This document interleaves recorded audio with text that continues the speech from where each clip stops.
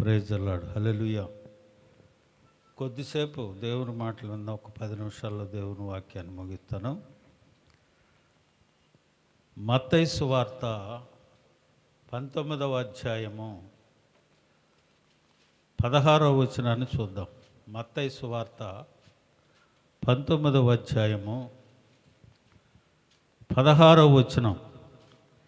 ఇదిగో ఒకడు ఆయన యొద్దకు వచ్చి, బోధకుడా, నిత్య జీవము పొందుటకు నేను ఏ మంచి కార్యము చేయవలనని ఆయనను అడిగాను. చిన్న ప్రార్థన చేద్దాం. కృపగల దేవా, నీకు వందనాలు నాయన. ఇప్పటి వరకు బిడ్డలు మీరు ఇచ్చిన స్వరాలతో మిమ్మల్ని స్తుతించారు, మహింపరిచారు, ఘనపరిచారు. కొద్దిసేపు నీ మాటలు వినాలని ఆశతో ఉన్నాం ప్రభా. ఈ చదవబడిన లేఖన భాగం మీ బిడ్డలకు వివరించే జ్ఞానం నాకు లేదు. నీ సిలువు చాటును మరుగుపరుచుకొని నీ మాటలు మాకు వినిపించి మహిమ పొందండి. మా ప్రభు అయిన యేసు నామమున అడుగుతున్నాను తండ్రి, ఆమేన్. యేసు ప్రభు వారు ఒకరోజు ఒక మార్గం గుండా వెళుతూ ఉన్నారు. ఒక యవ్వనుడు గబగబా పరిగెట్టుకొచ్చాడు. పరిగెట్టుకొచ్చి యేసు ప్రభు దగ్గర మోకాళ్ళుని, ప్రభా, నేను నిత్య జీవానికి వెళ్ళాలి, ఏం చేయాలి అని అడిగాడు. నేను ఏ మంచి కార్యం చేయాలి అని యేసు ప్రభు వారిని అడిగారు. ఆయన అన్నాడు, ఆజ్ఞలని చెప్పాడు. నిన్ను వల్ల నీ పొరుగు వారిని ప్రేమించు, నీ తల్లిదండ్రులను సన్మానించు, ఇలాగ అన్ని కార్యాలు చెప్పారు. అతను ఏమన్నాడంటే, ఈ కార్యాలన్నీ నా చిన్నప్పటి నుంచే చేసుకొస్తున్నాను అన్నాడు. హల్లెలూయా. ఎప్పటి నుంచి చేస్తున్నాడట? బాల్య దశ నుండి. ఇప్పుడు నువ్వు చెప్పావే, ఇవన్నీ నేను నా చిన్నప్పటి నుంచే చేసుకుంటూ వస్తున్నాను.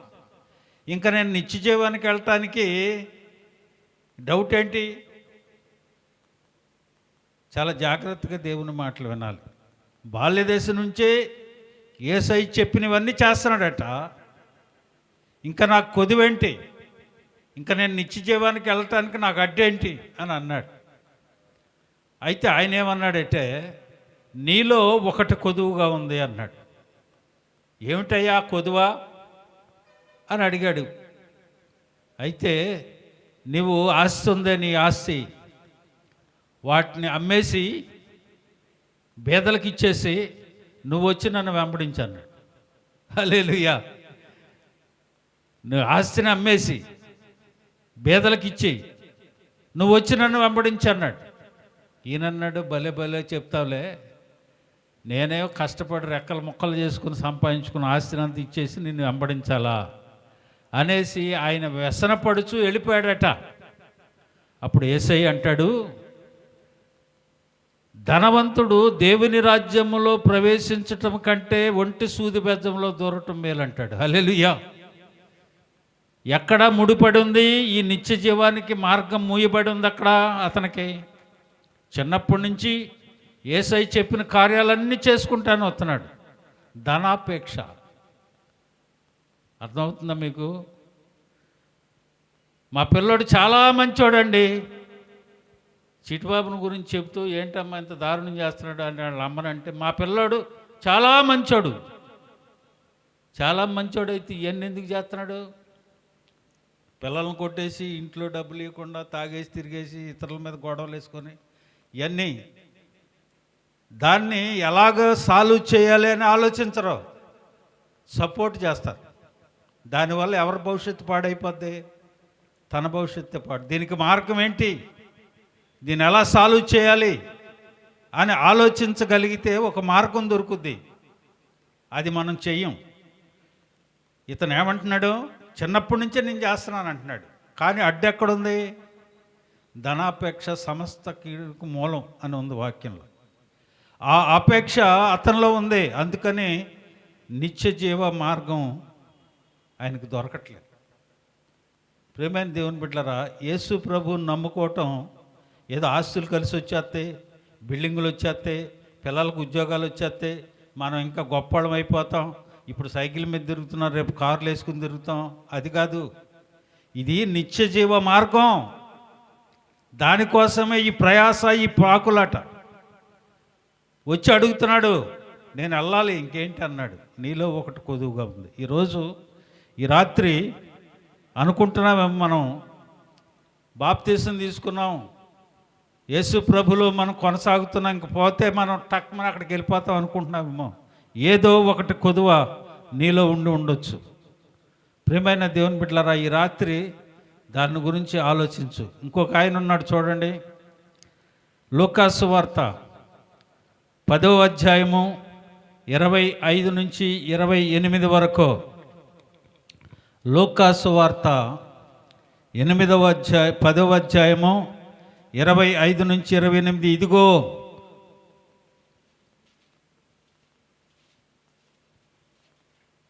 పదో అధ్యాయం 25 నుంచి 28.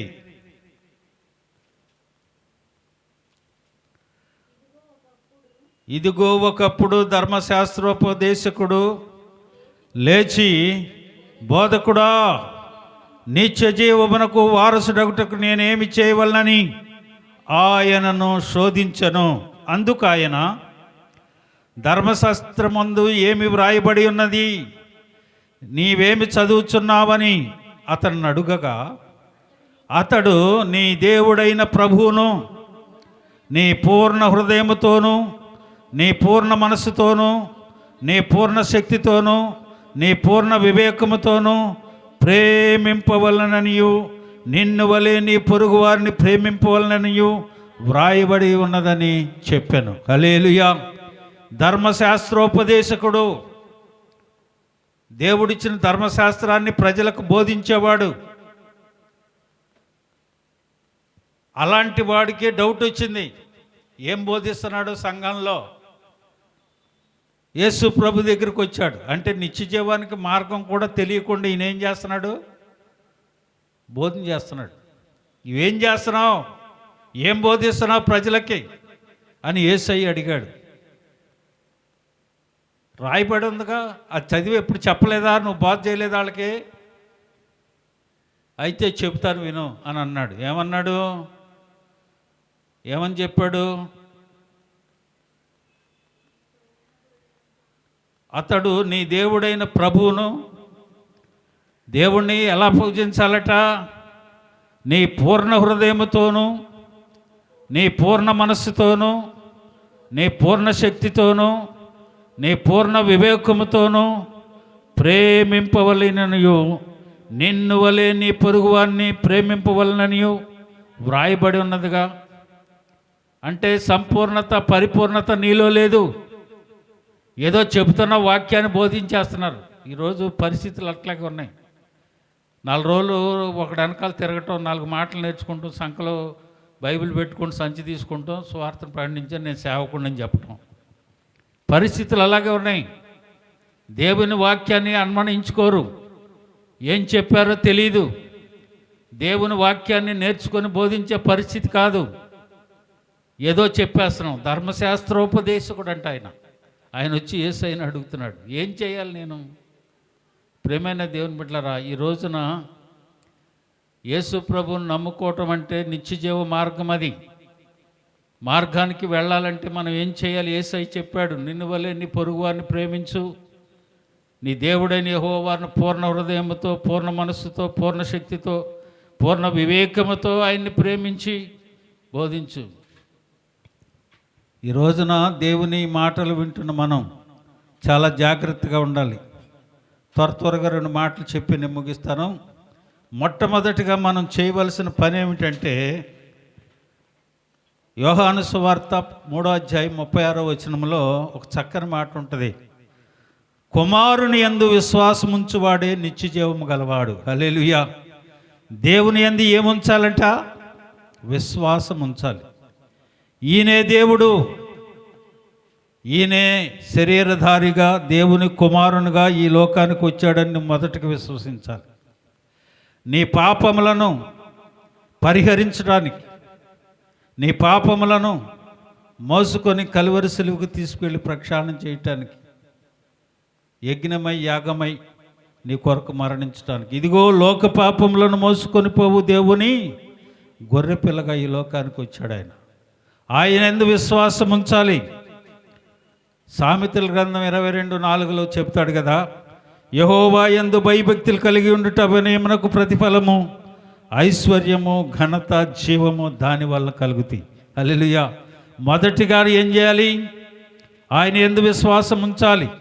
రెండవదిగా దేవుని యందు భయభక్తులు కలిగి జీవించాలి. అప్పుడే నీకు నిత్య జీవము దొరుకుతూ ఉంది. మూడవదిగా ఆయన చెప్తాడు కదా, మత్తయి సువార్త 4:4 మనుష్యుడు రొట్టె వలన మాత్రము కాదు కానీ దేవుని నోట నుండి వచ్చు ప్రతి మాట వలనను జీవించనని వ్రాయబడి ఉన్నది. సాతాను చేత శోధించబడతా ఉన్నాడు యేసయ్య. ఇగో ఈ రాళ్లను రొట్టెను చేసుకొని తిను అని అంది.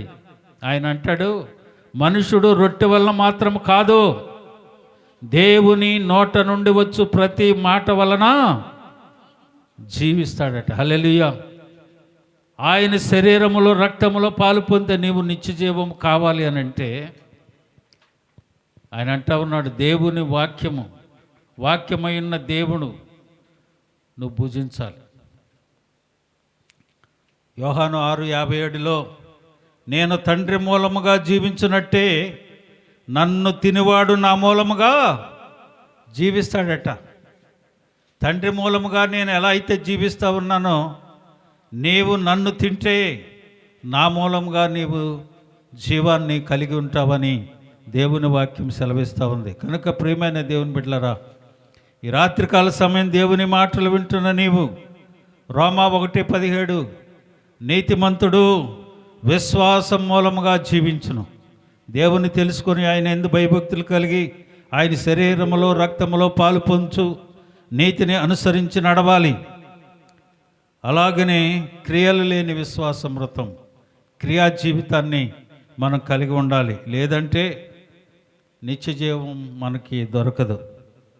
నా ఆజ్ఞలను గైకొని ఎడలా నీవు బ్రతుకుదువు. సామెతల గ్రంథం 4:4 నా ఆయన ఆజ్ఞలను అనుసరించి నడవాలి. లేకపోతే మనకు జీవం లేదు. ఏదో నేను ప్రార్థన చేసేసుకుంటున్నానులే, ఏదో నేను ప్రార్థనకు వచ్చేస్తున్నానులే, ప్రార్థన చేసుకుని వెళ్ళిపోతున్నానంటే కుదరదు. నిత్య జీవ మార్గానికి మెట్టులు ఇవన్నీ. వీటిని అనుసరించి నడిచేవాడే నిత్య జీవాన్ని కలిగి ఉంటాడు. లేకపోతే లేదు. నీతి మార్గమందు జీవం కలదు, ఆ త్రోవలో మరణమే. సామెతలు 12:28 చెప్తాడు ఆయన. ఏముందంటే ఆయన, నీతి మార్గమందు జీవము కలదు. నీతి మార్గం ఎవరో? నేనే మార్గము సత్యము జీవమై ఉన్న దేవుడు. నీతి మార్గమందు జీవము కలదు, దాని త్రోవలో మరణమే లేదు. ఈ రాత్రి దేవుని మాటలు వింటున్న నీవు చాలా జాగ్రత్తగా దేవుణ్ణి అనుసరించి నడవాలి. ఆ రీతిగా మనం ఉండాలి. నిత్య జీవ మార్గంలో మనం ఉండాలి. అన్నీ మనకు తెలుసులే, అన్నీ మనం చేస్తానే ఉన్నాంలే అని అనుకోవటానికి లేదు. ఏదో ఒక కొదువ మనలో ఉంటుంది. చెప్పిన వాటిలో ఏదో ఒకటి ఒకవేళ మనలో ఉందేమో. ఈ రాత్రి దాన్ని తీసివేసుకొని నిత్య జీవానికి వారసులగటానికి ఆయన రాకడలో సిద్ధపడదాం. దేవుడి మాటలు తన వెనుకడిలో దీవించి ఆశీర్వదించునుగాక.